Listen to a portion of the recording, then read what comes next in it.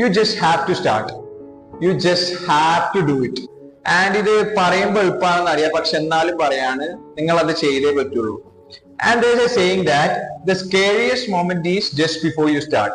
ആ സ്റ്റാർട്ട് ചെയ്യുന്നതിന് മുമ്പിൽ ആ മൊമെന്റ് ആണ് ഏറ്റവും സ്കേറി. ബിക്കോസ് ആ ഒരു മൊമെന്റിലാണ് നിങ്ങൾ ആലോചിച്ച് വെക്കുക, ഈ ഒരു ഡിസിഷൻ എടുക്കുന്നതുകൊണ്ട് ഏതെല്ലാം രീതിയിൽ അടി കിട്ടും, ഏതെല്ലാം രീതിയിൽ കൊളാവും, എന്തെല്ലാം ഡേഞ്ചേഴ്സ് വരും എന്ന് ആലോചിച്ച് വെക്കുന്ന ആ മൊമെന്റ് ആണ്. അത് ആ മൊമെന്റിലാണ് നിങ്ങൾ ആലോചിച്ച് വെക്കുക.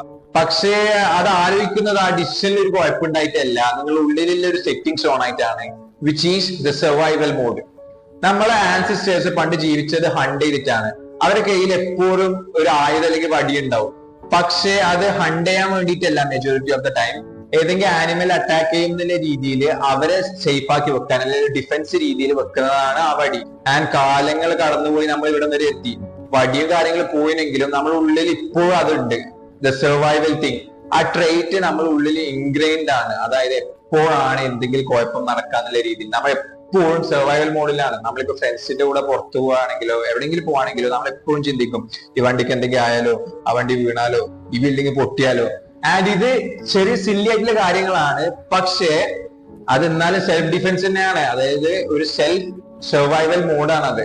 ഇതെന്തെങ്കിലും കുഴപ്പങ്ങൾ വരുന്നില്ല രീതിയിൽ എപ്പോഴും ആലോചിച്ച് വെക്കുന്നത്. ആ ഒരു സംഭവം ഓൺ ആയതാണ് ഒരു ഡിസിഷൻ എടുക്കുമ്പോൾ.